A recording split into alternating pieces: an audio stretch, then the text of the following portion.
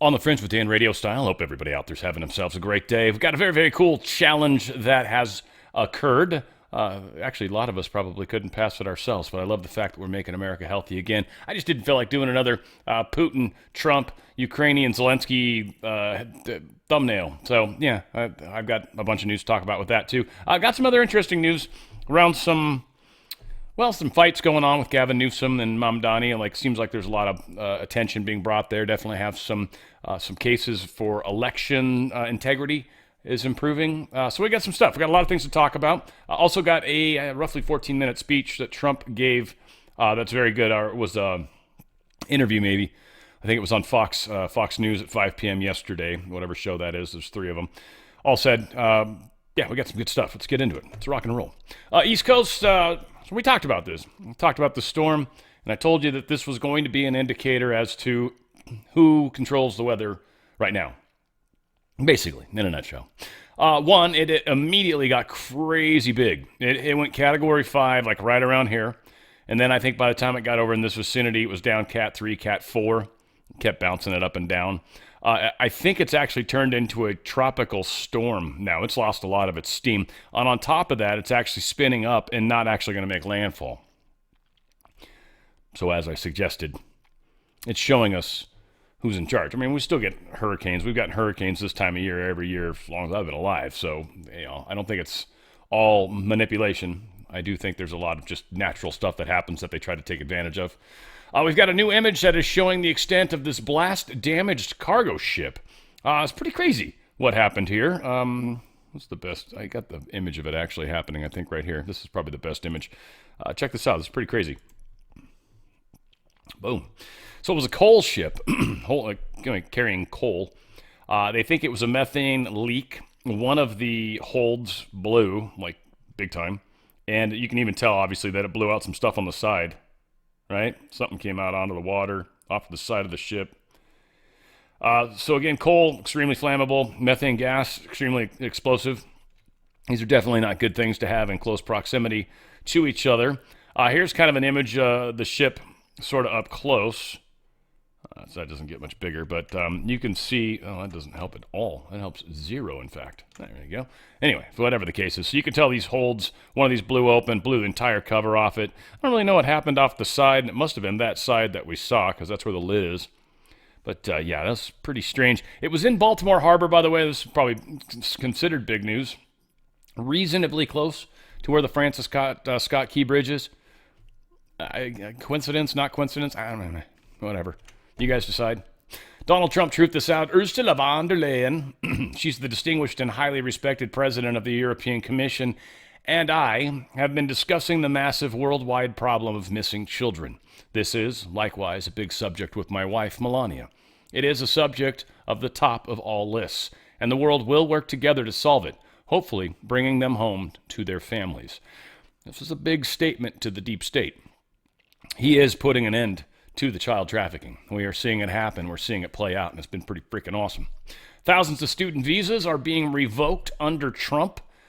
Thus far, let's see, the State Department has revoked over 6,000 student visas for overstays and law violations, the vast majority being assaults, DUI, burglary, and support for terrorism. A State Department official told us recently. The official noted that an estimated 4,000 visas were revoked directly as a result of the foreign students having violated U.S. laws. So we've kicked a bunch of people out that are troublemakers. And here's the thing, for anybody that bitches about this, I don't even care what they're saying. It's like, look, here's the thing. If you're a guest in our country and you break the law, you go home. Sorry. You are a guest at someone's house and you keep breaking stuff and don't seem to be remorseful about it, you're not coming over ever again. Or you got a dog and you don't watch your dog and your dog poops all over the place. Had a lady that brought over one of her dog to a buddy of mine's house. He's got the house everybody goes and hangs out at because, he's stupid, frankly. But it was funny as hell as her dog just starts pooping right on the ground. I'm like, are you not going to do anything? It's like, well, he'll be done in a second. I'm like, he's pooping in someone's house. Anyway, whatever. I'm obviously the weird one. Texas Democrats finally ended their 2-week walkout, setting up a vote for the congressional map favoring Republicans. Kind of weird how this is all played out. First off, the session ended I believe it was on the 15th. So I kind of got this. I think I talked about it yesterday, and I was under the impression the session was still over. He created another special session once the first one ended. So they are now in a special session. The delinquent House Democrats had run away from their responsibilities, but apparently now they're back. Democrats who showed up on August 18th but face arrest warrants that were issued for fleeing the state, they were released from the chamber. So the way this played out, let me do this. Well, they were released from the chamber. Well, I guess I'll just finish the statement and then tell you, we'll backtrack from there. But they were released from the chamber in the custody of the Department of Public Safety officers responsible for their return, meaning they're going to make sure they come back. They're not allowed out of their sight. They're not allowed to go anywhere. They're not allowed to hop on a plane. Now, what happened is Texas House reconvened on the 18th of August, which was yesterday, Monday. Speaker Dustin Burrows announced a quorum and subsequently ordered the House chamber's doors locked and action permitted under House rules. Not uncommon. It's happened before. Burrows scheduled the House to reconvene on August 20th when a vote on a redrawn congressional map could take place, potentially adding 5 Republican seats.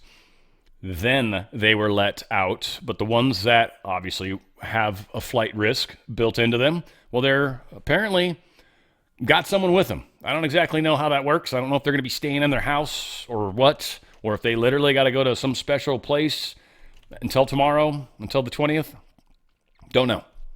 But they're obviously not trusted because they would easily turn tail and do it again in a heartbeat. So we'll see what happens. Tomorrow's the vote. Court is blocking the GOP redistricting reform to preserve black voting power. I thought this was interesting for, one, a couple reasons. One, it's an interesting failure. Two, the lines that Texas is drawing are kind of on a Hispanic race line. And I had put out just kind of a question to the audience, and someone emailed me. But I'd put out like, hey, I guess it's kind of, it's the Spanish, at least it's kind of sectioning out the Spanish and sort of, or the Mexican, Hispanic, whatever, Hispanic's a better word to use, but kind of sectioning them out and giving them their own votes. And typically they vote conservative. So it's kind of a cool way to, in my opinion anyways, to kind of peel out that voting segment and highlight it. And someone had emailed me and made an interesting point that I didn't disagree with. In fact, I would say I'd probably agree with it. And they said, but you kind of disenfranchise any white or black people that might be in that same area, right? You kind of silence them by not allowing them to have an equal voice. Well, interestingly, here's a case where it's kind of the opposite. Fifth Circuit Court of Appeals has denied Louisiana's request to enforce its congressional redistricting map, initially passed by the Republican majority legislature in 2022. Judges ruled the map violated Section 2 of the Voting Rights Act by diluting the votes of black residents through the practices described as packing and cracking black voters, undermining their voting power. So again, the complete opposite. Here, they're specifying that you must allow the racial lockdown, if you will, or separation, which again, I like what the email guy told me. I mean, yeah, I guess I'm kind of against now. It seems like a bad idea. Again, I understand why they do it. I totally understand it, but it's not really appropriate. But again, going back to the olden days, I would feel like I'm like the Biden's going back to the Jim Crow days. But going back to the days where, they literally it was majority whites everywhere. And so obviously blacks didn't really feel like they had a voice in Congress. So they started creating these black districts. Again, this is where this whole separation really started, segregation. Reverse discrimination began. And honestly, it was just continued on a form of racism, really. I mean, it's built into, it's almost codified to a degree that racism and separation needs to occur. And then what that does is creates animosity between the groups that, truly are racist. There's racist people on both sides, or maybe I should use prejudiced people on both sides of race. There's certainly plenty of white prejudiced people, but there's also plenty of black prejudiced people, as well as prejudiced people of all other races and creeds. Whenever you judge somebody based off of their race, you're being prejudiced. You're prejudging based off of race, It's one thing to have stereotypes, but to insist the stereotype's true or to always assume a stereotype's true, well, that starts to get into prejudging or prejudice, right? So, I'm not trying to lecture. I'm just trying to explain my awakening process, I guess, around this whole concept. Mamdani's affordability agenda could be extremely costly. Zoran Mamdani, the 33-year-old Democratic socialist, likely to be the next mayor of New York City. I doubt that, but okay. So says Zero Hedge. I guess this is what we'll assume. He won the June Democratic primary with the promise of making the city more affordable. His plans include more free or low-cost services, including creating city-owned grocery stores, making all city buses free, freezing rents on stabilized apartments, providing free childcare, and raising taxes on the wealthy. Who was actually going to stay in New York? Literally. If you even have a teeny bit of money at all, and you would fall into the category of getting extra taxed, you're going to move out. It's already stupid expensive to live there as it is. This is just going to be the final thing. So it'll be interesting to see what happens in New York. If New York is dumb enough to put this guy in office, this will be the final death knell, really, of New York. This is going to be a sad, sad day if they do. I have more faith in New Yorkers. I don't think they're that socialist communist. I really don't. I think they're pretty liberal, sure. I've known plenty of New Yorkers, good people. Never had a problem with any of them. I mean, really, I haven't at all. Politically, as things got very polarized, it became hard to be friends with them, of course. But yeah, it's been the case with, well, lots of people, unfortunately. So I don't know. I'm excited to see. California, much the same. I talked about this yesterday, but I just kind of want to keep some of the things with Gavin Newsom on the front burner because he is such a horrible person. And he is potentially running for president, and they're trying to build him up a lot. He's even got this new press guy that's trying to spend all this time being cool, and he's done a reasonable job doing that. I could care less, frankly, about that dude, and it's not going to make the difference because what we're going to do is continue to hammer all the failures of Gavin Newsom, and there's so many of them, it's going to keep us busy for eons. But California's wind and solar policies have become such a debacle that even Politico, and that's seriously, even Politico is actually criticizing him, right? The state had promised to fast-track all this stuff through Gavin Newsom's fast-tracking program, and stuff that was supposed to take less than 270 days or 270 days max. Well, we've got one project in particular that's a huge wind project that's 650 days late, and it started after this 270-day rule began. Yeah, Gavin Newsom, you fail all over the place. In fact, we've got plenty of examples of this. We've got, I believe this is the sheriff of Riverside, Bianco, cool guy, and he is, well, he's taking it on himself to go after Gavin Newsom. I think he's potentially running for governor, maybe. I don't know. I don't think so. I don't know that Hilton guy is, but anyway, I like this dude. He's friggin' solid. My message is, Gavin Newsom, I am going to expose you for the complete fraud that you are, the liar that you are, and you will never, ever be the president of this country. You will never do to the rest of the country what you have done to California. California's problems are completely caused by California government. We have the greatest businesses, we have the greatest people, we have the greatest business minds, the greatest innovators, the greatest creators, the greatest entrepreneurs in the country. We have the fourth largest economy that is artificially propped up to be something good. And the thing that is preventing us from being great, from achieving that California dream that that I came here for, the only thing preventing us is government. Government has its boot on our backs, keeping us down with over-regulation, activism, appeasement of activists, instead of taking care of the majority of Californians as a whole. And it's an agenda. It is a complete agenda of making sure that government is in control of all of our lives instead of us being in control of government. And so the only reason I'm doing this is to restore that balance. The balance is supposed to be that government is supposed to be working for us. We are not supposed to be working to increase the size of government. And that's the only reason why California is no longer the greatest state in the country. You can have our politicians say it as much as they want, but we are the laughingstock of the rest of the country. We are the laughingstock of the world. My wife and I were fortunate enough to go to Europe last year, and we had the first night there we splurged. We had an unbelievable dinner with we paid for a sommelier to come and make sure that we learned everything about Italian wine and all of that stuff. The first introductions, where are you from? California, and he laughed. And he said, you guys have that crazy governor. And we're just looking at each other like, how would someone across the world know that we have a lunatic for a governor? So we started talking about it, and he's like, everyone wants to go to the United States. And it used to be everyone wants to go to California. Here, no one wants to go to California anymore. They'll go to California for Disneyland. That's it.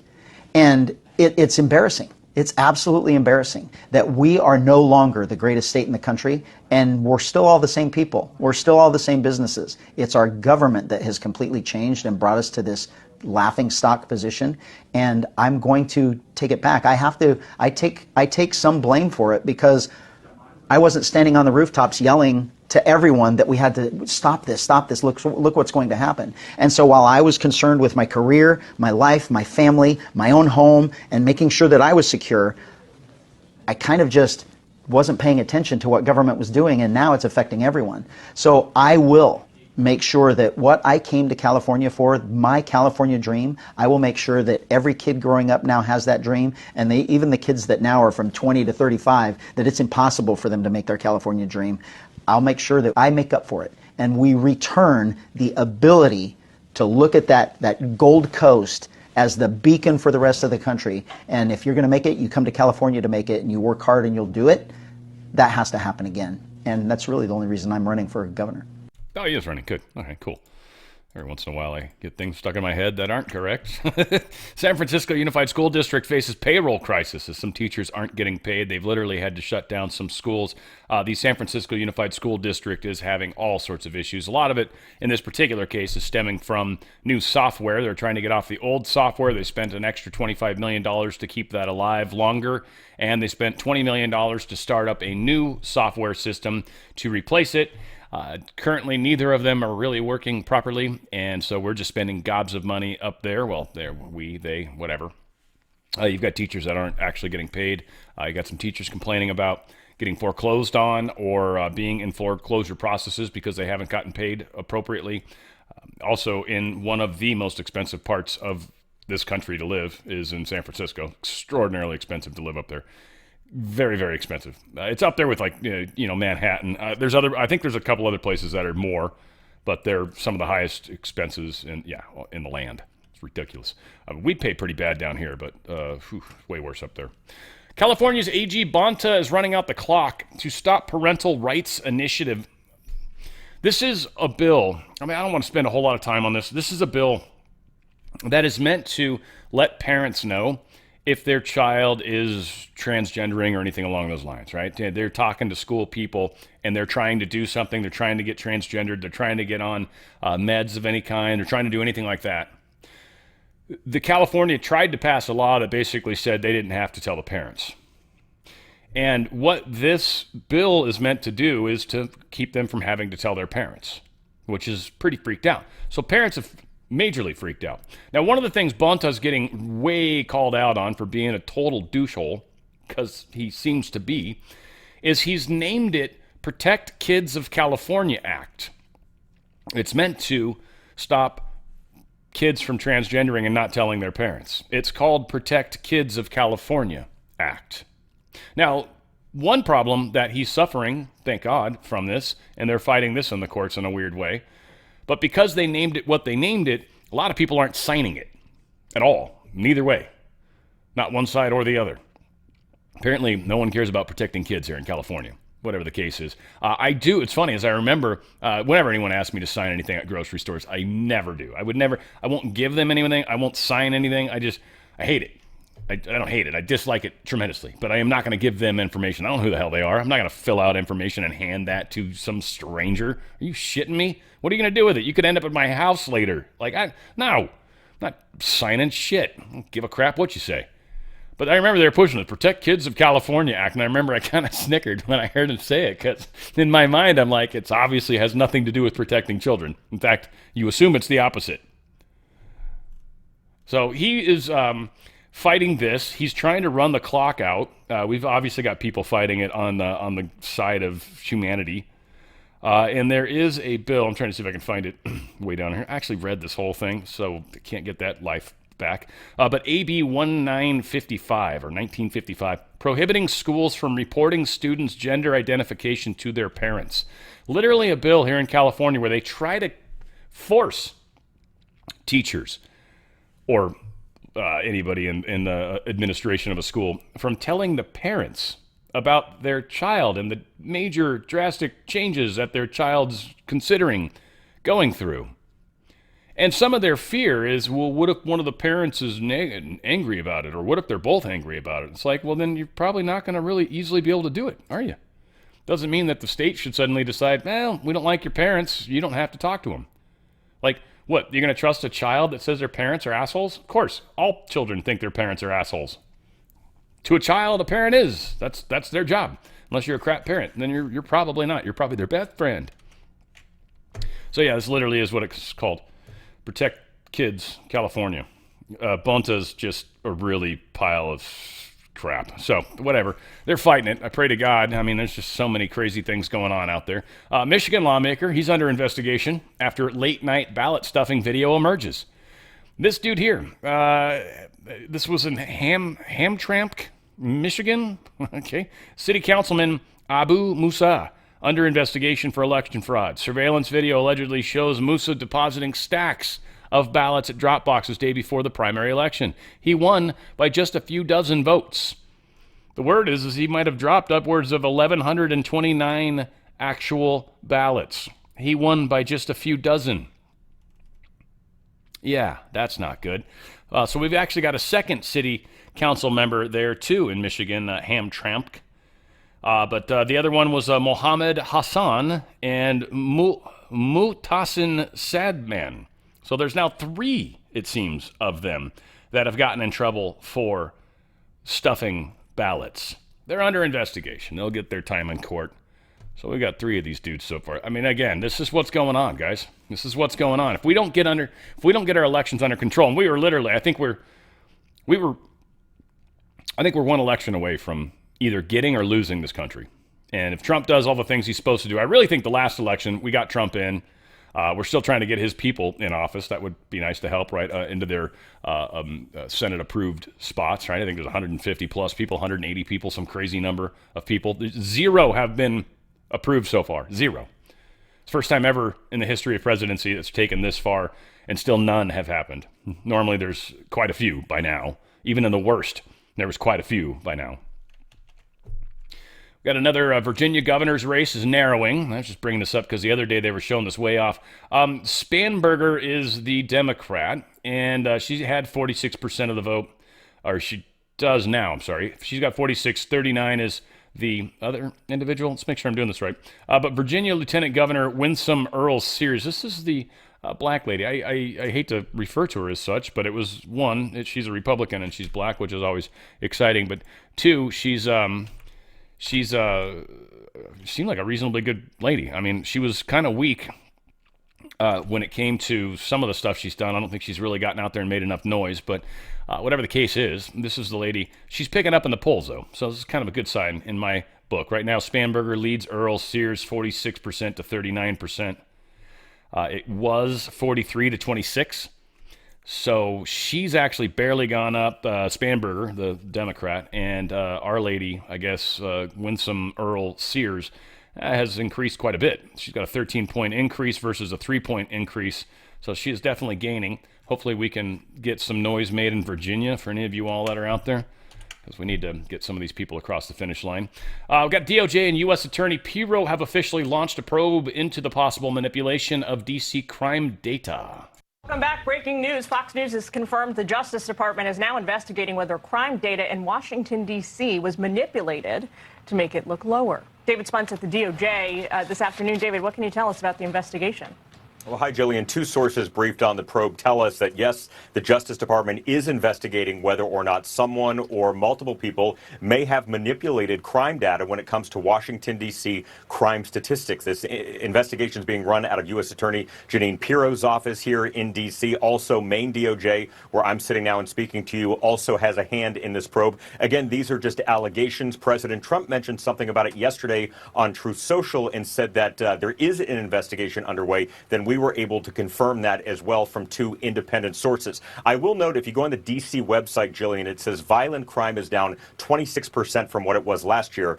But we asked, after seeing a report from a local affiliate here in Washington, D.C., that a police sergeant was put on leave. We asked, MPD said that they could not confirm the existence of an investigation, but not many other details other than to say right now there is a DOJ investigation into the possibility that some of that crime data was manipulated to make things look actually safer than it was. Jillian? We'll be tracking that. Yeah, we certainly will. Certainly will. So yeah, we're figuring things out slowly but surely, but definitely figuring stuff out. Want to remind you guys, of course, of Pet Club. There is a cool mushroom called Coriolus versicolor. Coriolus versicolor. It actually enhances the immune system significantly. In fact, all sorts of studies have demonstrated it has caused excessive levels of healing in a number of different ways. We've actually, there was an individual, they do have for pets as well as adults, by the way, or humans. But the guy, Baby Trump, was on my show eons ago talking about this. He had a big tumor. He took copious amounts of this product for humans. There's some, the pills. And he took a bunch of the Enforce. He took a few of these different ones, but like they say you take one pill for every 50 pounds, right? And he was, I think $180 or something like that. Pretty buff dude. He was taking 4 times that, essentially. He was doing really mass quantities of it. And supposedly the tumor shrunk down. They never had to operate. The doctor was shocked. They called it a miracle. Certainly prayer was involved. I don't know if he did any other stuff. This was kind of really before the ivermectin, fenbendazole, and stuff like that really existed. So hard to say. But it's shown with pets and animals amazing help with trying to get healthier coats, trying to get maybe bumps and lumps. Some of them have some of those weird skin bumps and tumors and stuff. We've had a number of pets that have reported issues with their eyes kind of clearing up, just betterment. It seems to really help. There's no way you can eat too much of it. So really a lot of the times when it comes to humans, certainly there's a few ways to do it. The gummies are a great way just to get it in your system. They've also got some cookies as a fun way to eat something fun and sweet that also has the Coriolus versicolor in it, so you feel less guilty. That's always fun. They've got coffee with it in there, and it also doesn't have that toxin that makes you immediately feel like you've got to pee. Believe it or not, that's what that is. There's a toxin in coffee that's actually bad for you, but whatever. It's the thing that as soon as it gets in your body immediately starts to try to pee. It's like, I got to pee. Definitely got to pee. We got to get this crap out of us mad quick. They don't put that in their coffee. Now, I will say, I don't buy this. I have a favorite kind of coffee. I drink it all the time. I'm really, I'm weird about it, and I think it's delicious coffee. It's an amazing price. It's roasted within 7 days of when I get it. It's outstanding coffee. I get it at a coffee shop that I used to work at. So it's just great coffee, and not everybody's got access to the brand, so I don't want to necessarily say that. And I do have a wonderful friend, Split Rock Coffee, that sells coffee, and he's makes a really good product. I enjoy his product a lot, so there's something to be said about these different kinds of coffee, but this is a lot healthier. It's got the Coriolus versicolor in it. It's kind of expensive, so, whatever. Dogs and cats, though, easy. They get treats.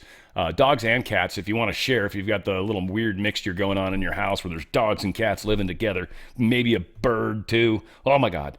Get the Mojos. That's a liver treat. Both dogs and cats will dig that one. Otherwise, if you just got dogs, they got those mush puppies. And dogs like the cookie. It's like a cookie. Generally, they get stoked with it and they keep on eating it. It's got that Coriolus versicolor. They've also got dried food that's got the Coriolus versicolor. They've got canned food that's got it in there, and it's also all good ingredients, amazing ingredients for that matter. It's very, very healthy food, especially this freeze-dried one.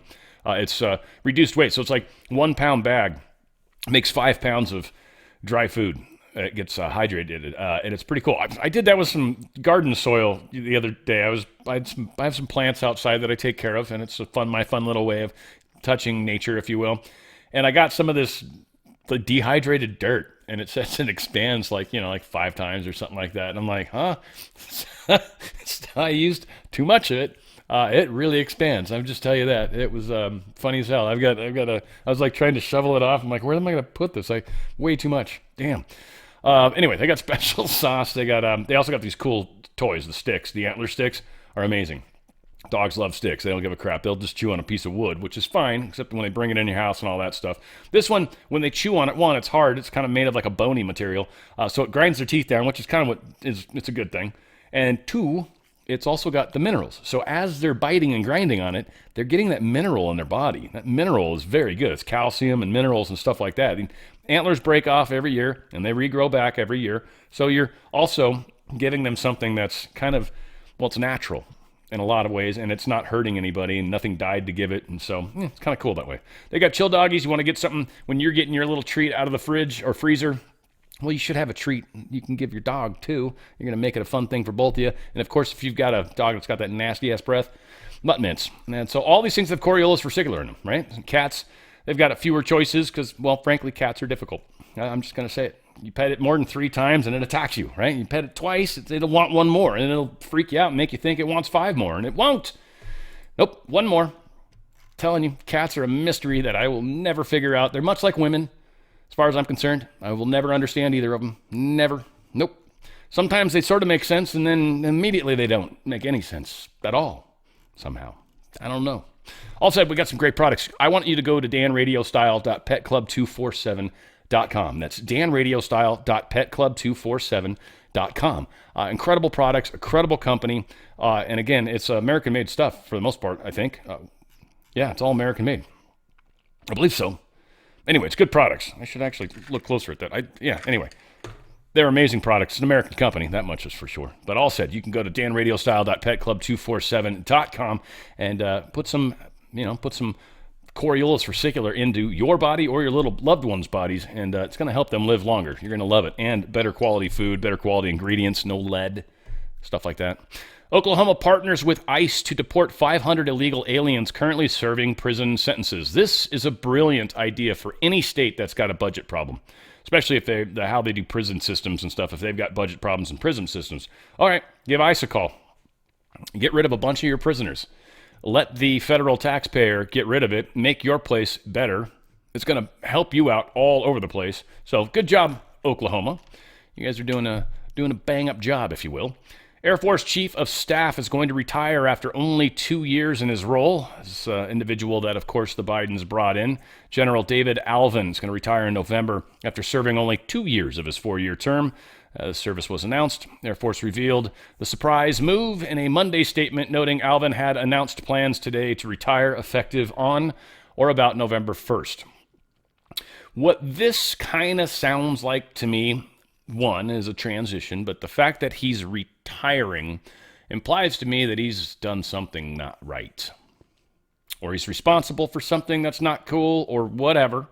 And essentially they basically said, look, here's the deal. You can either quit and we'll give you 90 days to do it, or some stuff's going to come out and we're going to fire you. So they probably took the deal, I would assume anyways. I mean, it's not immediate, but at the same time, he's not moving into some other waters. This is kind of a fail. Maybe it's just better at that point. Like, where else can he go? I don't know. Once you've been chief of staff. But I assume they have all those, like, boards in the Pentagon where you could have gotten a job probably. So I don't know, whatever. RFK Jr., the challenge. This is pretty cool. I don't know. I like this. I like that RFK Jr. and Mr. Pete Hegseth were doing this and getting others involved. And they're actually trying to call out some other members of the administration. And I was thinking about it myself. I'm like, oof, could I do this? I'll tell you what, I don't know. I could probably do it they want to do it in 10 minutes. I could maybe do it in 15. I was thinking about it. I'm like, man, your numbers would have to be like, I think I could pull off the push-ups, but 50 pull-ups I could do 100 push-ups and 50 pull-ups in 10 minutes. You can break them up however you want. You can do it however you want, but you got 10 minutes to do all of those exercises. And it's like, dang, like I could for sure do the push-ups. I know that I've done that in less than time. But pull-ups, like, oof, man, if I could do 25, I'd be stoked. Like, I mean, I could do a few for sure.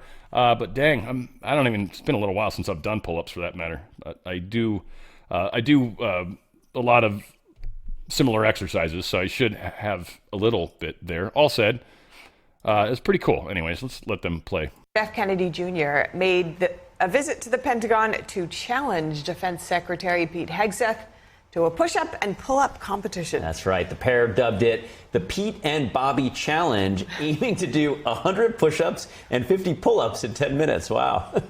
Here we are in the bowels of the Pentagon for the Pete and Bobby Challenge. I think this was your idea, so I blame you. But it's all about Make America Healthy Again. We're going to be fit, not fat. We want recruits that are ready to go and challenge. What are we doing today, Bobby? Well, Pete and I are going to do our part and encourage American youth to do this challenge. And the challenge is to do 100 push-ups and 50 pull-ups in any order you want in under 10 minutes. Wow. Now, Hegseth narrowly beat RFK Jr. with a time of 5 minutes and 25 seconds to RFK Jr.'s 5 minutes and 48 seconds. Wow. The pair were also joined by members of the Navy and the Marines, with a Navy sailor and a Marine completing the challenge in under 4 minutes with another Marine receiving a time of 2 minutes and 43 seconds. Wow. Afterwards, Hegseth and RFK Jr. extended their challenge to the chairman of the Joint Chiefs of Staff, General Dan Kane, as well as Transportation Secretary Sean Duffy. The friendly matchup comes amidst RFK Jr.'s Make America Healthy Again movement. Wow, look at that. That's pretty inspiring. Yeah, I think so. That's super cool. That's what that is. Super cool. Indiana woman charged in D.C. for allegedly threatening to kill Trump. Yeah, if you want a free ride in a cop car, there's how you do it. Get on social media and start making threats like this. And this is great because this stuff's not tolerated at all anymore.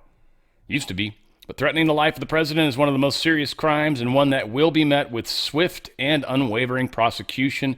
Make no mistake, justice will be served. Judge Pirro is doing this. The lady, of course, now in U.S. District Court in D.C. So that's awesome. We also got another one of these types of stories. I thought it was the same story, but I think this is a separate one. Hi, everyone. It's Judge Janine. I just wanted to let you know here from the United States Attorney's Office in D.C. that an individual by the name of Nathalie Rose Jones is now in custody, charged with 2 federal crimes for knowingly and willfully threatening to take the life of the President of the United States. She did come from New York to Washington, D.C., and she has been threatening and calling for the removal of the president, and even worse, as she got to D.C., her threats were on Facebook and Instagram, and she continued to call the president a terrorist and was working to have him eliminated. She is now in custody. She will be prosecuted to the full extent of the law. Make no mistake about that. Boom. That's right. Make no freaking mistake. Hi, everyone. It's Judge Janine. I just wanted to let you... Stop it.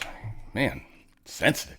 Harmeet Dillon, 75% of the Biden's DOJ Civil Rights Division is gone. And now they're actually going to start hiring back some people. Pretty cool. She said that roughly 3/4 of the Justice Department Civil Rights Division staff have departed since she took office. She emphasized that the division's focus is shifting away from what she described as politics of racial spoils and woke ideology toward enforcing existing statutes across the wide range of areas. These include university admissions policies, employment discrimination cases involving federal contractors and grant recipients, protections for service members and their families, and statutes related to workplace rights for American citizens vis-a-vis foreign workers.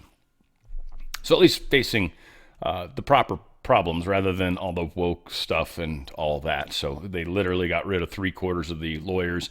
I think about 200 of them took an early retirement. Another 100 resigned. Said resigned following the months. So whatever the case was, they managed to run them out, which is fantastic.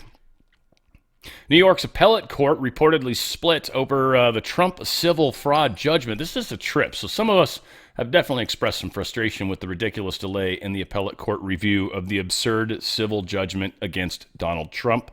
It appears to have entered some judicial black hole where neither light nor an opinion can escape. Now, the Wall Street Journal claims that it is due to a deeply divided panel, and a column titled "Court Split Leaves Trump's Civil Fraud Appeal Stuck in Slow Lane." This should not be a closed case, and certainly should not take this long.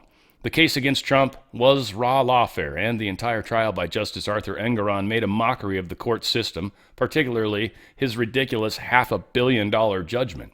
Yet, weeks turned into months and then into years as the appellate court seemed lost in navel-gazing. There was also a concern over passive-aggressive delays. The long appeal is not only preventing Trump from moving this case towards the Supreme Court, but keeps him trapped in an appellate amber. Neat writing. I don't know if that's Melissa writing that or if that's from the article by Tyler. I think either way, beautiful writing. I like that. Congress receives its first batch of Epstein files this week. They're supposed to. I don't think they have received them yet. Receives is kind of an interesting way to phrase that. Will receive, I guess. But nonetheless, Friday they're supposed to start getting the documents. Now, this article calls out the 19th being a deadline. The place where we have Comer talking about it. He doesn't mention anything about the deadline, but here's the 24 seconds of him talking about it anyways. We're having really good conversations. You have to understand you can imagine how many documents there are. I think that we're going to have I think we'll receive the documents very soon. They're compiling everything together. I think we're working together in a good faith effort. and everything's coming along. I expect to receive the documents very, very soon. Yes, very, very soon. And so we'll see. We'll see what they are. And they're talking like there's a lot of them. We'll see.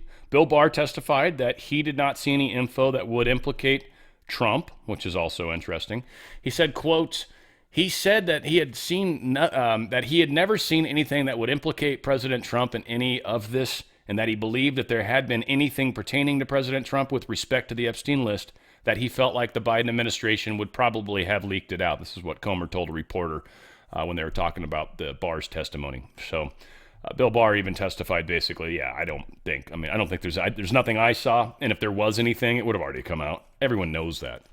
So anything that might come out was some weird, hidden, sneaky stuff that likely got put in there, or stuff that's just so like on the edge or fringe, if you will, which is oddly self-promoting. Pam Bondi and Kash Patel tapped Missouri AG as additional FBI co-deputy director alongside Bongino.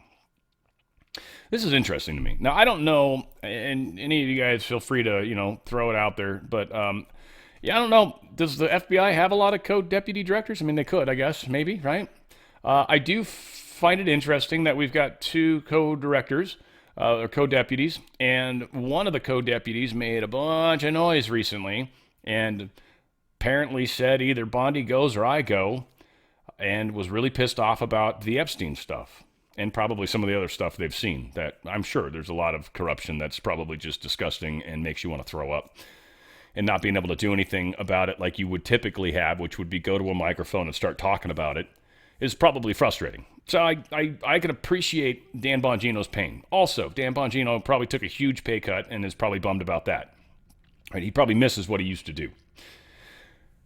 So I'm wondering, is this a way for him to be replaced in a weird kind of way? Is this a way for, I don't know. Is it common to have more than one co-deputy? And it's something I could have looked up, but I could have asked ChatGPT, but whatever. We'll get there. We'll figure it out. But it is an interesting turn of events. The gentleman is this guy, Missouri Attorney General Andrew Bailey, if maybe you didn't know, name to the face to the name. Don't know why he's such a good choice. Frankly, I didn't do any digging on him. Attorney General launched anti-human trafficking task force. Maybe he's going to be able to focus on a particular area. This is what I was hoping. Like, if I'm wrong about the conspiracy side of it, hopefully it's just a way to kind of divide and conquer. Let Bongino work on the part he wants to work on, which maybe is the child trafficking stuff, and then maybe let this other guy handle some of the other stuff. Maybe he would be more geared towards those. Like maybe he's got more of a legal background.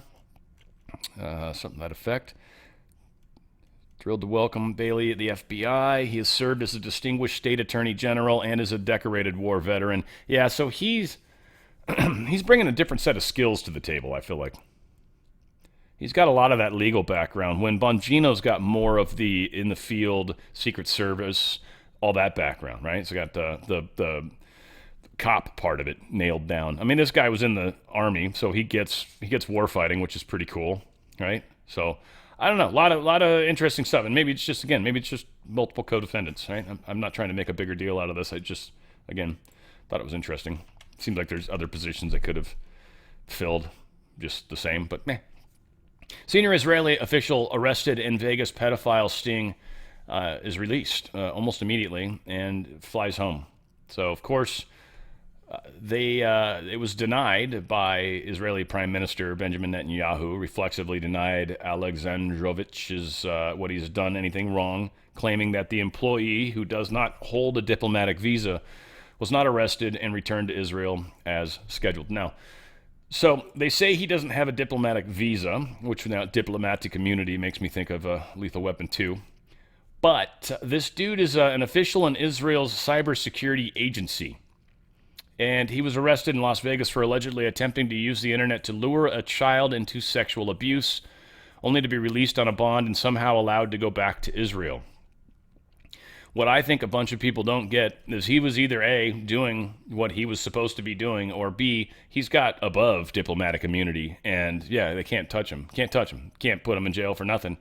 And I'm sure immediately the consulate got a hold of whoever the hell had him in custody and said, yeah, you've got to let him out immediately. Get him on a plane, get him immediately to the airport, and we're going to fly him home. So this wasn't a choice they had to say, and it's not something that Trump, I think, has to fall on a grenade for. But this is kind of how those relationships seem to work. And this guy is probably far enough up the food chain to either it could be one of three things, I guess. A, he's a total perv, very possible. B, he was actually trying to work on some honeypot thing, like Epstein type stuff, right? Or C, I don't know. I don't even know what C was. Whatever you think it is. That's what C is. That one. I guess I can't count. Yeah, I don't know. Pretty scary. A lot of people are going to make some noise about that one. They're spinning it in an interesting direction. I don't approve of it per se, but I get it. I think. I'm pretty sure I understand why they sent him home. And diplomatic immunity supersedes everything. I mean, everything. There's no, but this is kids. It's like, doesn't matter. They could literally punch a baby in front of you, and there's nothing you can do about it. DNI Tulsi Gabbard said over the past few months, I've been working closely with our partners in the UK, alongside POTUS and Vice President Vance, to ensure Americans' private data remains private and our constitutional rights and civil liberties are protected. As a result, the UK has agreed to drop its mandate for Apple to provide a backdoor that would have enabled access to the protected, encrypted data of American citizens and encroached on our civil liberties. They literally wanted backdoor stuff to American citizens' devices. What this is the deep state's attempt to use Five Eyes to come into these American companies and get into people's phones. And they don't want your phone or my phone. They want the higher up people's phones. They want the people they can get in trouble, right? They can get their text messages and all that stuff and find out what they've done that's wrong that they can hold over their head. It's control. It's what they wanted. And this we fought, and the way they've displayed it publicly is kind of cool. And yeah, Apple, England's a little pissy about it. They've quote-unquote dropped the demand. One British official said the issue was settled, while another said the UK government caved to American pressure. A third UK official said, we can't and we won't force Apple to break its encryption. Yeah, they have no right to. So you have no right to information of other countries' individual phones. It's like, I don't care what you're trying to do, who you think. Well, we're just trying to monitor the internet of the world. Well, you do it with your people. I get it. Your people, yeah, friggin' monitor the hell out of them. They've been putting up with it for eons, and you don't even let them talk anymore. But you're certainly not going to tell other sovereign countries what they can do. And that was a big part of the argument. That's like it affects our sovereignty. Trump supposedly got involved. The hint is, he hasn't come out and said that, so the hint is that Trump got involved, talked to CARE, and basically said, look, this isn't going to happen, and if you guys keep pushing this, you're going to leave me no option but, bad options. So they dropped it. Bolivia is booting its ruling leftists after 20 years in power. Again, this commonality of everybody starting to move more towards the center. We're calling it conservative, but conservative really is just the center nowadays, or where the center was anyway. And so, yeah, socialism is being defeated in Bolivia. I think they're getting slightly ahead of themselves. Just because you put in a good president doesn't mean your problems are over. So says someone living through that experience currently. On the road to a hyperstate. So the EU Commission circumvents its own financing rules. I didn't want to spend a bunch of time on this, but long story short-ish, if I can. So Article 310 of this European agreement that they signed eons ago, it regulates the EU budget. It says revenues and expenditures must be balanced every year, and the budget may only be financed through own resources such as member contributions, tariffs, or approved revenues. Independent loans by the EU Commission exceeding the approved framework are prohibited.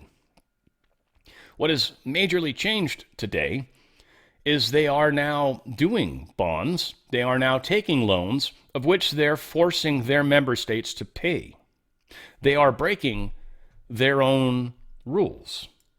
Now, the EU is essentially trying to create itself as like a United States of Europe, if you will, but they're doing it in a very weird way. Rather than the country kind of forming and then states sort of being created after, they've got a situation where the states were already created, and then someone above that decided, I want us all to be together, and I want you all to pay us money so we can rule you. Basically what the European Union is. in a nutshell. And we've obviously seen that they take away the state's ability to make their own decisions, which is, I would say, not cool as well. Now, I did have this picture. I was going to use this for the thumbnail. I just didn't know I had the picture. I was like trying to find it. I just did a poor job. European leader rallies around Zelensky despite spending more on Russian energy than Ukraine aid. It is just funny. I wanted to point that out. These guys are all like, Ukraine, Ukraine, we love Ukraine. But of Europe, they are one of the largest purchasers of Russian energy. It's funny the way the world plays out, needless to say. We have some more of them talking about this. I'm going to play about 2-ish minutes of this, but apparently the United States is going to be buying a stake in Intel. And at first when I saw this story, I'm like, this is stupid. This can't be real. And then I saw it again in another site, so that's where I'm at. And I'm like, all right, frig it, so let's check this out. And sure as shit, we're apparently going to spend the money that Biden put aside for this CHIPS Act thing. Put this money, it's already spent, basically, already earmarked or whatever. So instead of just giving it to Intel to do whatever the hell they want with, hopefully make chips here, which is what they're supposed to be doing, right? Make our own chips here. But actually, they were like, look, here's the thing. If the United States are going to invest into you and give you a bunch of money to do something, well, then we should get something in return. And that's what he's talking about. Let's talk more about the possibility of this government stake with the Commerce Secretary, Howard Lutnick, who joins us, I believe, this morning from Washington. Morning, Mr. Secretary. Good to see you. Good morning. Nice to see you guys. Can you help us understand sort of the calculus behind this move? Sure. So for national security, we need to make our own chips here. We cannot rely on Taiwan, which is 9,500 miles away from us and only 80 miles from China. So you can't have 99% of leading edge chips made in Taiwan. We want to make them here. So that's a key part of our initiative. That's part of the deal we did with Japan. That's part of the deal we did with Korea, to have the infrastructure and economic capacity to build those chips in America. And of course, one of those pieces is it would be lovely to have Intel be capable of making a U.S. node or a U.S. transistor, driving that in America. That would be lovely. That's not necessary. But as I said, that would be a really good thing to have, would be American participant in the semiconductor space. So, Mr. Secretary, how do you view then the CHIPS Act funds that have yet to be committed but have been promised, and the idea that that might be then converted to an equity stake? Is that how we should view it, that ultimately that's what you're talking to Intel about right now? Yes. I mean, the president figures out that America should get the benefit of the bargain. I mean, that is exactly Donald Trump's perspective, which is, why are we giving a company worth $100 billion this kind of money? What is in it for the American taxpayer? And the answer Donald Trump has is, we should get an equity stake for our money. So we'll deliver the money, which was already committed under the Biden administration. We'll get equity in return for it, get a good return for the American taxpayer, instead of just giving grants away. Donald Trump views we should get benefits for the economics that we put out. Heck yeah. So that's cool. And as you can see, it obviously was affecting the stock prices of Intel today. Not a big surprise. U.S. economy maintains its high S&P credit rating. Analysts find Trump's tariffs have apparently offset his tax cuts. So we've kept our credit rating. That's pretty awesome. So again, Trump is doing a lot of good stuff in the big picture. He is keeping us where we should be. Obviously, the stocks and stock market, I was expecting, it was up slightly earlier today, I thought. Well, no, NASDAQ's been down all day. S&P, wow, interesting. Dow was up. That's the one that was up. Yeah, gold's down a teeny bit, still 33.60, and I think silver was down a little as well, 37.50 right now. Interesting. Oh, yeah, that still seems to be accurate. Very cool. Yeah, so again, a lot happening, and Trump is playing a part. There's a lot of discussion that's going on about the stock market right now. Many people are tripping on it. First off, The whole idea that the narrative of how Russia or how the war kind of was supposed to cause the stock market to crash, it never really did. And then now they're like, well, since there's peace, that's going to drive the economy, because when there's peace, that means there's growth.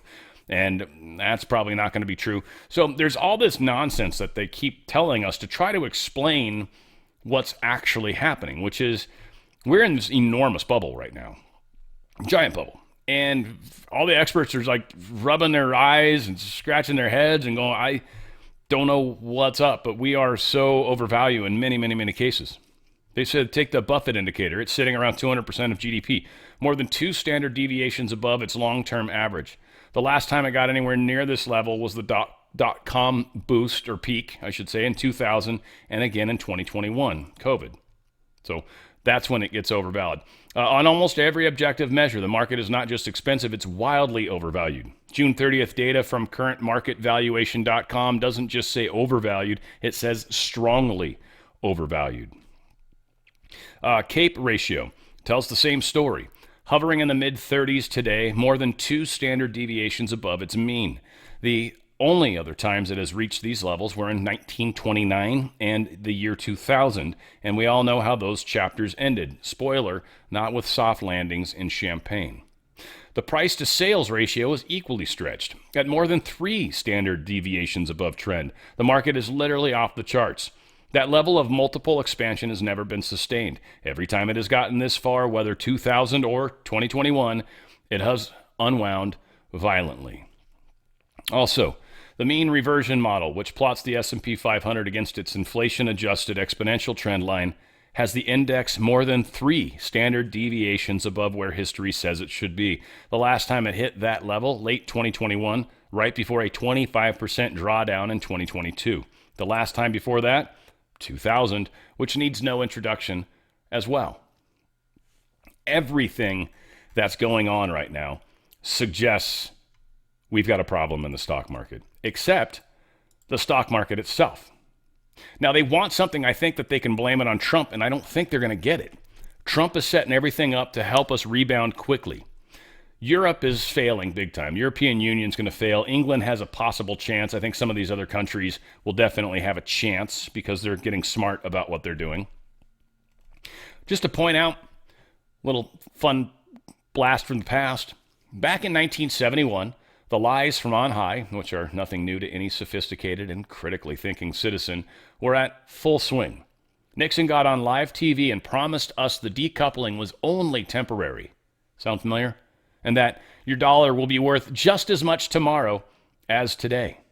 But the fibbing did not just start or end there.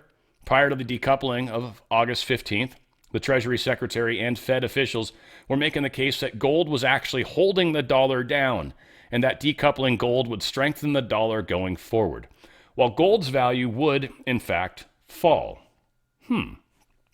Facts from the math.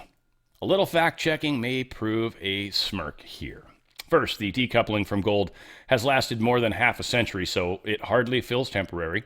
As for the USD holding its purchasing power, well, when measured against a milligram of gold, that paper dollar has lost over 99% of its value since 1971. That's called inflation. Meanwhile, and contrary to expert hearing testimony of the 1971 Fed chairman and Treasury Secretary, gold has not gone down in price, but has risen by, 8,000% since then. It is protection. It is protection that will protect what little wealth you have right now. This is the thing. Inflation every single day whittles away the value of your wealth. Sure, the stock market's up really high right now, totally overvalued by every assessment. And you're losing value on the dollar every day. Precious metals hold that value.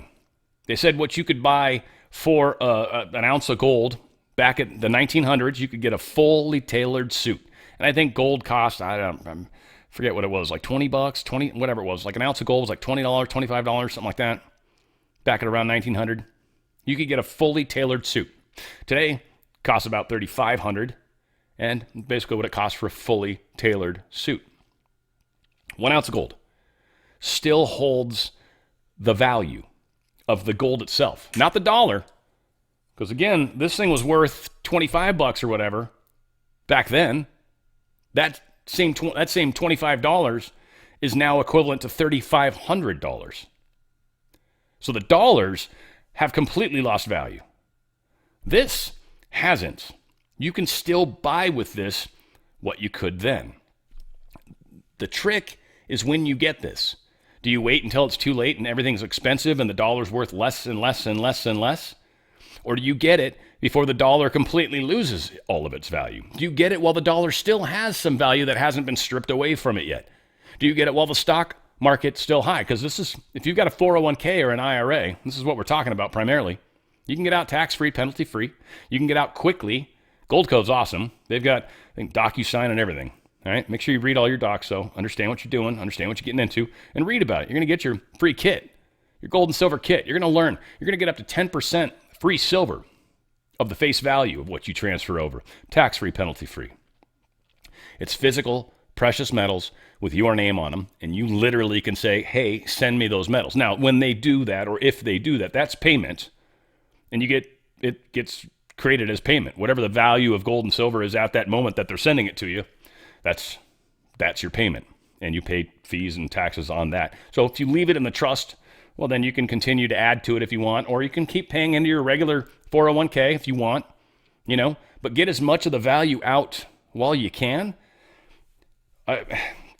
There's discussion that the Fed's going to lower rates coming up in September. I was reading some excellent articles today that suggest that's probably not going to happen. In fact, that would likely only help the rich, because the rich are the ones that have assets. The rich are the ones that can really take advantage of that lower interest rate and buy more assets or better assets or refinance assets.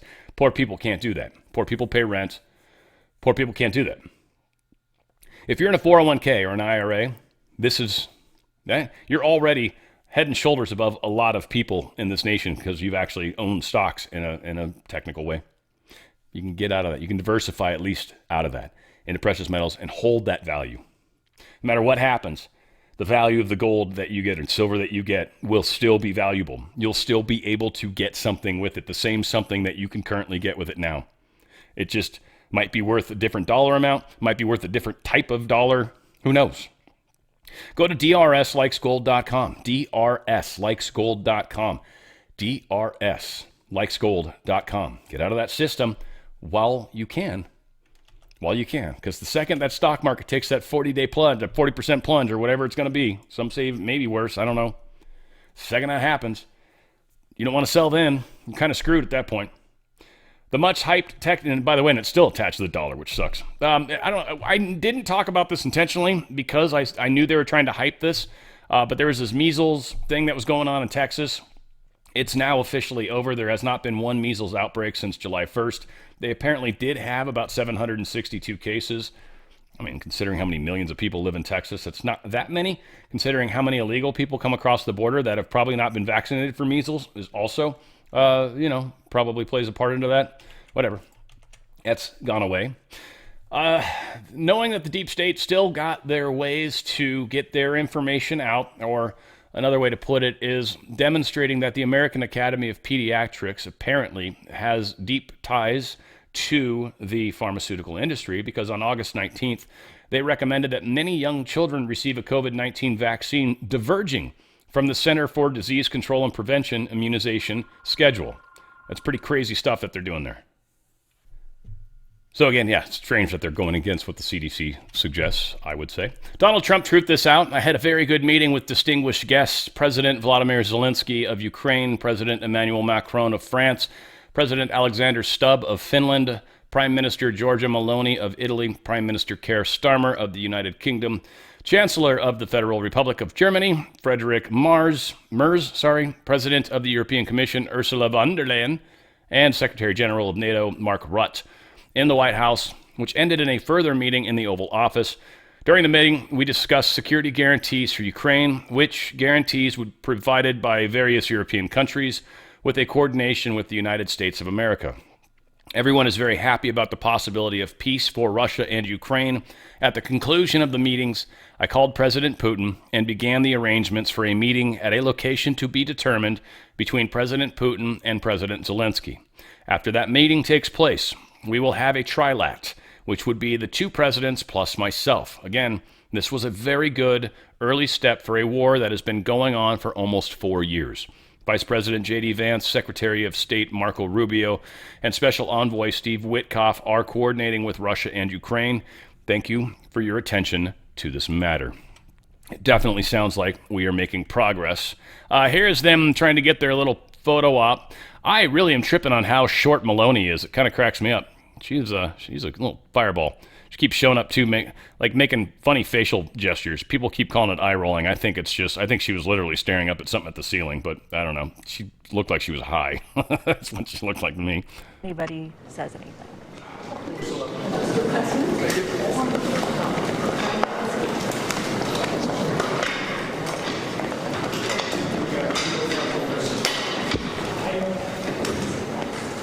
So there you go. There's your big picture, right?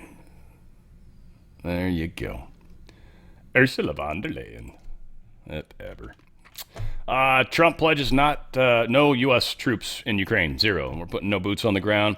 He did clarify that he would likely do something to the effect of aerial help, like with air cover, essentially. He definitely said it can't be NATO. That's in there. That's a no-no. So from the standpoint of security, there's going to be some European leaders that are going to be involved in this. Could very well be people like Turkey and certain leaders that are kind of considered a little more neutral, maybe. Who knows? I don't know how they're going to play this out. I'm sure some of the regular European NATO members are going to want to be a part of this on the ground, but it shouldn't be NATO countries, because then that would make it a NATO war, which is what NATO wants. All right? Deep State wants that. I think Trump gets that. So he's like, no, we can't put any boots on the ground that are NATO, because if something happens to them, we're not going to a world war. But they're like, come on, that's what we wanted all along anyway. We've got bunkers we can go to. We don't care about these people. So we'll see what happens. Here, Donald Trump had a wonderful little conversation with Fox News, and I'm probably going to play it at 1.25 if that's an option. Check it out. Mr. President, thanks so much for joining Fox and Friends this morning. Good morning. That's quite a crew. That's quite a crew. Well, Mr. President, the whole world was watching yesterday as you got leaders from the European Union, NATO, as well, from all over the world. How did you get them to Washington, to the Oval Office, so fast? Well, I think really they have respect for our country again. A year ago, they wouldn't have come. They wouldn't have even thought about it. Now, we've become the hottest country anywhere in the world. Everybody wants to be here. When I made the call, they came. And they said there's really never been anything like it. You'd have one president or one prime minister, but there's never been, such a group. And these really represent the European nations, these people. And they're very good people, and they want to end the war, that horrible war with Ukraine and Russia. It's a horrible war. It was such a sense of unity, and we all enjoyed watching it because America is on top. And it was on your turf, on your terms. I know yesterday you talked about arranging a meeting to take place in 2 weeks between Putin and Zelensky. Is there an update there, and do you plan to attend? No, I thought I'd do first let them meet. They haven't been exactly best friends. They haven't gotten along very well. And I called President Putin yesterday, and I do have a good relationship. But it only matters if we get things done. Otherwise, I don't care about the relationship. I do have a good relationship with him, but I want to get things done. I've solved 7 wars. We ended 7 wars. I thought this would be one of the easier ones, and this has turned out to be the toughest one. India, Pakistan. These were big ones, and also. All big ones, and some going for 31, 32 years, one for 35 years. The Congo, think of that, the Congo and Rwanda for 35 years. I got that one done. I got them all done, but this one is the one that is the most difficult, and I thought it would be an easy one. So I hope President Putin is going to be good, and if he's not, it's going to be a rough situation. And I hope that President Zelensky will do what he has to do. He has to show some flexibility also. The thing is a mess. This was started by Joe Biden. This was a war that should have never happened. Millions of people are dead. The country's blown to pieces, Ukraine, and it's a shame. My wife Melania wrote that beautiful note to President Putin about children. The children are devastated. They're taken away from their homes. The whole thing. And this is a war that would have never, ever, ever happened if we had a real president. So, Mr. President, it's been barely a week since you announced that first meeting in Alaska, and it's just been days since that meeting, and then you had the meeting yesterday.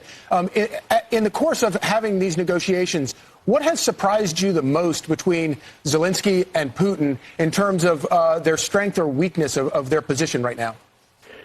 Well, I think the fact that maybe they're getting along a little bit better than I thought. Otherwise, I wouldn't have set up the 2 meeting. I would have set up the 3, a trilat.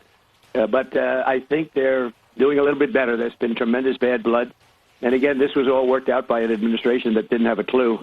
And if you remember, they said, well, if you made a minor incursion, that would be okay. That was the end. The whole thing when Biden made that statement. But minor incursion, what does that mean? So I think they're doing okay. I wouldn't say they are ever going to be best friends, but they're doing okay. And we're just going to see. So we're setting up a meeting. I sort of set it up with Putin and Zelensky. And, you know, they're the ones that have to call the shots. We're 7,000 miles away, in all fairness. You know, we've spent through the previous administration $350 billion. Europe has spent a lot, also $100 billion, but it should be reversed if we should have been in for anything. But it wouldn't have happened, so that would have been much better because so many people died. This is the biggest bad situation since World War II. There's been nothing even close. So, Mr. President, I know you've been doing deals your entire life when it comes to real estate deals, but this was something a little different.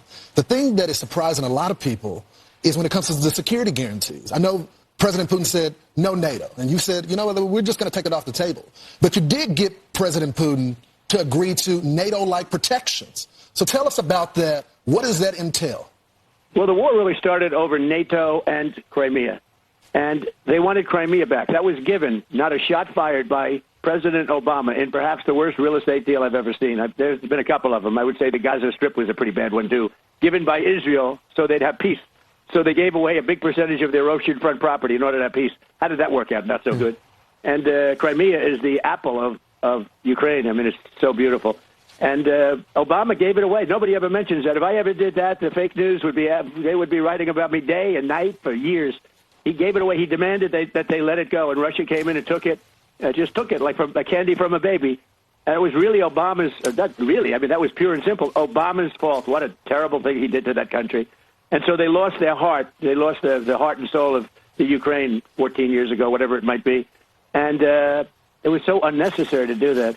And that's when it really began, when Obama gave it away. And then you had a lot of other events, but you have, tremendous hostility. The people of Ukraine were mortified when that took place. That really began a lot of hatred when they gave it. And they didn't have to. Not a shot was fired. They just took over the most valuable piece and the biggest piece in the sense of, and surrounded on 4 sides by ocean, just a little passage to get you back onto the mainland. The most beautiful piece of property you've ever seen as a real estate developer. I look at it, I said, why the heck did he do that to them? And so there's great hostility, and maybe rightfully so. But one thing was NATO. They went in, they said, we want you, we want to get Crimea back. This was at the beginning. Now, Putin, in all fairness to him, he made a good deal. He got it from Obama. But they said we want it back, and that was not exactly well received because it was like 12 years before. That's where Russia has its submarine base, and, that's been there long before Putin. They've been there for a long time, but long before Putin. And the other thing they said is we want to be a member of NATO. Well, both of those things are impossible because, again, long before Putin, it was a no-no by Russia or the Soviet Union or anything you want to call it. Sort of a similar thing as it gets larger, but very similar. But it was always a no-no. You could not. Russia said we don't want the so-called opponent or the enemy, let's use that term, we don't want them on our border. And they were right. They were okay. And yet they went in and they asked, with the United States, they said, put us into NATO. And everybody knew you just can't do that. They would never have agreed to it. This is before Putin. This is long before Putin. It was just a no-no. It was something that was never going to happen. So they asked for it, and they shouldn't have asked for it because it was, very insulting thing. Now, they could have asked for many other things. But the other thing they wanted to do is getting Crimea back, and, that was given. They had built, they were expanding everything and spending a lot of money, all because Barack Hussein Obama gave it away in one of the dumbest real estate deals I've ever seen. But, Mr. President, you got the Article 5 protections, though, for Ukraine. So they're not going to be a part of NATO, but you still got them the same protection. So they're not going to be a part of NATO, but we've got the European nations, and they'll front-load it, and they'll have some of them, France and Germany, a couple of them, UK.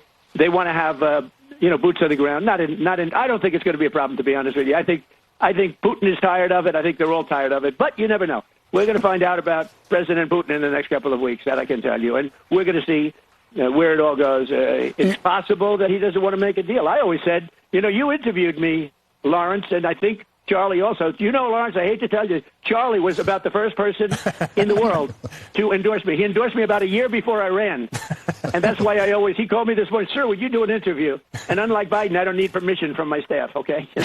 And then only to be told that I'm not doing it. But Charlie endorsed me about a year before, I think, and he puts it up on his site. It's still, I checked this, it's still on his site. I endorsed President Trump before he even ran. So I always like a guy like that, I must tell you, Now, Lawrence is going to be a superstar, but he was a little later to the game. Well, it's a lot more crowded these days than it was back then. It's but, pretty Mr. crowded. President, what kind of assurances do you feel like you have that going forward and, past this Trump administration, it won't be American boots on the ground defending that border? Well, you have my assurance, I'm president, and I'm just trying to stop people from being killed, Charlie. Look, they're losing from 5,000 to 7,000 people a week in that ridiculous war that should have never happened. If we had a normal president, not even a great president, if we had a normal president, it wouldn't have happened. But we had a guy that didn't have a clue. And they're losing, think of it, 5,000 to 7,000 a week. So even these guys, they'll say, okay, let's meet next week. I said, you can't meet next week. Next week, you're going to have 7,000 more dead people. You can't do that. You got to get this thing done. One of the things at the table was one of the gentlemen, who's a great guy, but he said, I hope I didn't insult him. He said, well, let's meet in another month or two, and let's see if we can start, making some. I said, a month or two, you're going to have another 40,000 people dead in a month or two. You have to do it tonight. And I did, actually. I called President Putin, and we're trying to work out a meeting with President Zelensky. We'll see what happens there. And then if it works out, then I'll go to the trilat and close it up. Oh, that'd be good. Mr. President, did y'all discuss any land swaps yesterday? Because we've talked a lot about the Donbass region. And what was the feeling in the room? What did the other leaders say about this? Well, they understand. Look, everybody can play cute and this and that, but, Ukraine's going to get their life back. They're going to stop having people killed all over the place, and they're going to get a lot of land. But this was a war, and Russia is a powerful military nation. Whether people like it or not, it's a powerful nation. It's a much bigger nation. It's not a war that should have been started. You don't do that. You don't take on a nation that's 10 times your size. And military experts look. If it wasn't for the greatest military equipment, we make the greatest military equipment in the world, and we gave them, whatever they took, probably a lot of money too. But they had tremendous. They had the Patriot missile, which is the best in the world. All the equipment, we make the best equipment in the world by far. Everyone else is like nothing. So we gave them a lot of equipment. Now, with that said, the Ukrainian soldiers were brave as hell because they're fighting a force that's much, much bigger and, in theory, much more powerful. And it's not like they've stopped. I assume you've all seen the map. A big chunk of territory is taken, and that territory has been taken. Now they're talking about Donbass, but Donbass right now, as you know, is 79% owned and controlled by Russia. So they understand what that means. Mr. President, what did the other leaders tell you? Because it seemed to be, this is unlike the first Trump term. There was great unity that was there, and we saw their public comments. But when you got them in the Oval Office, and we have this photo of you sitting at the Resolute desk, and all of these world leaders are sitting in front of you. What did they say to you privately? Because it looked like they're on the same page as you, sir. Yeah, they are. They're very good people. They're very good leaders of their countries. And they want to get back to leading their country. They're consumed far more with this than we are because they're right there. We have an ocean that's separating us, right? Thing called an ocean, a big, beautiful ocean. And they don't. They're right there. So they have to, it's a different kind of a thing for them. When it comes to security, they're willing to put people on the ground. We're willing to help them with things, especially probably if you could talk about by air because nobody has the kind of stuff we have. Really, they don't have. But I don't think it's going to be a problem. I think if a deal is made, famous last words, right? But I think if a deal is made, I think Russia's had it. They've all had it. And for a very extended period of time, I don't think there'll be a problem. But there'll be some form of security. It can't be NATO because that's just not something that would ever happen. They couldn't do that. So who would want that? I mean, if you were Russia, who would want to have your enemy, your opponent, sitting on your line? You don't do that. So it was always thought that Ukraine was sort of a buffer between Russia and the rest of Europe. And it was a big, wide buffer. Everything worked out well until Biden got involved. When Biden gave them $100 billion right up front, I don't give them anything. I don't know if you know it, but since I've been there, we don't pay. First of all, I made a deal to take rare earth. That's the equivalent of much more than the $350 billion that Biden got away, because I felt so foolish. It was so stupid what he did. And I was able to make a deal with Ukraine, and they were a huge deal. So, again, lots happened, obviously. I thought it was fascinating, the discussion of Crimea and how that happened. So that's going to be a fun little point that we can make with many of the people we talk to that are on the opposing side. No, you shouldn't have anything. You give it all back. Well, it's like, well, Obama gave him Crimea. What do you think about that? Oh, I didn't know that. Oh, well, yeah, he did that. So that's one of those things that I think is going to help play into this. Kremlin has released new details. President Donald Trump's phone call with the Russian President Vladimir Putin, describing the conversation as frank and highly constructive. So even Putin is speaking positively about this. Russia handed over the remains of 1,000 troops to Ukraine. Putin aid has put this out, so that's kind of cool. That's nice. 1,000 deceased bodies. What else we got? Ukraine's energy ministry was hit today. They attacked some energy facilities in central Ukraine, so Russia is still attacking. They haven't gotten a ceasefire yet. It is what it is, though. Trump has been officially invited to Russia. Putin asked Trump in person to his face whether or not that's going to happen, whether that's maybe where the trilat happens. We'll see. I like how they have bilateral. They were talking about the bilateral, but trilat they shorten. Why don't they trilateral? I don't understand. Anyway, trilat. It's cool. It's like a latte, but better. So we'll see what happens and see when Trump goes to Moscow. I don't think he's done that since his last president. I don't know if he did that last time. I don't know. I feel like he might have went there. Yeah, they're there. First time they met in person. First time was in Anchorage, Alaska as well. Yeah, because it's close to him, and it's not trying to fly over all of Russia to get in there, because that's a little sketch. As the president of you're flying over your enemy's territory, if you will. Like any number of crazies could be out there with missiles that could try to shoot you down. It's just not a good idea. Putin pressures Israel to transfer a sprawling Christian site in Jerusalem to Russia. I found this to be a fascinating, interesting story. So Alexander's Courtyard, 1,300 square meters, located near the Church of the Holy Sepulchre. Probably saying that wrong, but it's in the Christian Quarter. It's currently front and center of an intense ownership dispute. It has been for a long time, apparently. Way back in the day, this was supposedly Russia's compound. The Orthodox Church had a little place over there. This is one of the holiest parts of the world. And so they had a church. The site, simply called the Russian Compound, includes the Orthodox Church of St. Alexander Nevsky, named after the 13th century Russian warrior prince, and has been at the heart of a long-running legal and diplomatic conflict between Israel and Russia. I found that to be fascinating. I'm sure a lot of people will be like, "There's no way they get it." I don't know. It's theirs. I don't know if it should be their territory per se. Maybe it was. It would be interesting to have this small little Vatican size area that's Russian territory over there, but everything's carved up arbitrarily anyway. What's the difference? Mike Benz put this out. It's a shocking statistic that many of us don't know. U.S. aid more than doubled its spending in Brazil after Bolsonaro won their election in 2018. Not because Brazil needed more aid. Nope. The money was spent on projects to Brazil to undermine Bolsonaro. U.S. aid. We were a huge part of the overthrow of Bolsonaro. This is why that money has stopped. And it's causing problems all over the place. And we are still sort of seeing some of these people fall when their lack of money has happened. Here's my wonderful sort of girlfriend, secretly, Alice Tang. She's a cutie. Anywho, she's talking about Taiwan and their reaction to Trump and the conversation he talked about he had with Xi. I think she even says it. I don't know how to pronounce Chinese. It's so horrible. But Xi Jinping, needless to say, whatever. He said he wouldn't invade Taiwan while Trump was president. There you go. Could have made that shorter, but nah, where's the fun in that? Alice Tang, take it away. More reaction to President Trump's recent comments about China and Taiwan. Trump said Friday that he spoke with Chinese Communist leader Xi Jinping about the democratic nation state. Xi told Trump he would not invade the island while Trump is in office.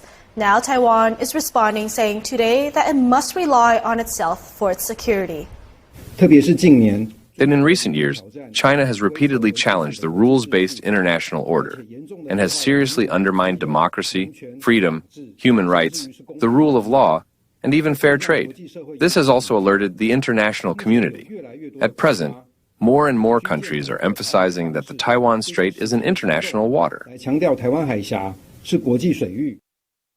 Taiwan says it has been closely monitoring high-level interactions between the United States and China, and that it will continue to work with countries with major interests in the Indo-Pacific region to maintain peace, stability, and prosperity in the Taiwan Strait. Taiwan says it is committed to improving its self-defense capabilities and resilience. The United States is Taiwan's most important international backer and arms supplier, although there are no formal diplomatic ties. It is bound by law to provide Taiwan with the means to defend itself in the event of an attack. There you go. So we are tied to Taiwan in some way, and certainly they don't want Trump there if that were to happen, because it ain't going to happen. NVIDIA is developing a new AI chip for China that outperforms the H20 chip that they want. I'm wondering if they're planning on putting a backdoor in that one and just seeing if China ever figures it out, because the H20 is known to have a backdoor. I think that's the main reason why China's like, we're not buying that chip. No. And so they're talking about maybe developing a new one. It's still not going to be their best equipment, but it will be better than the H20. Beijing lab builds pocket-sized air and missile defense powerhouse. I just for some reason think this is kind of funny. So they're pointing out this story, and I don't know why. I would assume it's to the American government, that they've somehow figured out how to do something that they've been doing, like they stole this technology or figured it out or whatever the case is. I feel like they're intentionally trying to tell the United States government, we figured out how to do this. You're bummed. Now, does this just extend the detection range? It can, maybe, sure. I mean, I'm not going to say it doesn't. Of course, it probably does. It probably makes this thing more sensitive, or where it's capable of sending a stronger beam out to a further range and get a return back. So, that could be very much a part of that. I kind of wondered if it enhanced its ability to see stealth. That was kind of what I was wondering. I feel like there's something hidden in this story that most people that don't know classified stuff probably don't know about. So that was a little weird hunch I got on this one, is, like it allows them to do something that the United States knows they can now do, but most normal people don't. Because I can't imagine it's just like, we figured out how to make radar better. Here's how we did it. No, you stole it from somebody if you're doing that. I swear this looks like a bird strike situation, because there's a ton of birds around this thing. But man, this Boeing plane, and once again, Boeing, and the problem on the plane is the engine. Boeing doesn't make engines. Boeing contracts out to GE or Rolls-Royce. I believe those are the only two. And they contract out to them. Their engines are made by them. Their engines are maintained by the airlines. Boeing has nothing to do with the engines. Yet, we've been seeing a lot of engine stuff and Boeing's name getting thrown into it. Like, that's the first word. Boeing. Why are they slamming Boeing so hard? They're the ones that got the X-47, or the F-47 project, which says something. I mean, they're supposed to get their shit together. They also make the presidential plane that's very late as well. Whatever the case is, this thing's spitting out fire. Kind of a trip. Whoops. Oh, that's how you go to the next story. That's nice. That's not what I wanted. Let's see if we can get this to load up. It's stupid ad here. There we go. So it's weird also to see it popping like that. Could be an injector thing maybe, and then it stops, by the way. So there did seem like there was a bunch of planes, or birds, but it may have been the perspective of the first image I was seeing. I don't know if there's... But yeah, either they turned the engine off because of that flaming or whatever. It was able to land.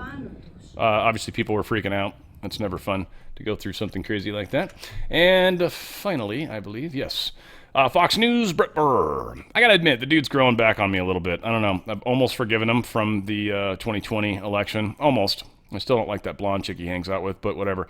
Brett Burr was ticketed. He picked up a cell phone in Washington, D.C., and got himself a ticket for doing so. What is that, a Range Rover? Nice looking, decent car, cruising around. Brett Burr. Nice. Yeah, whatever. There you go. He got a ticket. Got pulled over for driving and texting or whatever the hell. And of course, it was during the D.C. stuff. So he was there trying to quote unquote report. All said, many things going on in the world. We got a lot happening. Hopefully we can get some peace The deep state's running out of runway, that's for sure. They're going to have to do something crap or get off the pot, as they would say. We'll find out what they choose to do, and I think we'll be finding out in the coming weeks at best. Yeah, stuff's getting crazy. Where we go one, we go all. It's on the Fringe with Dan Radio Style.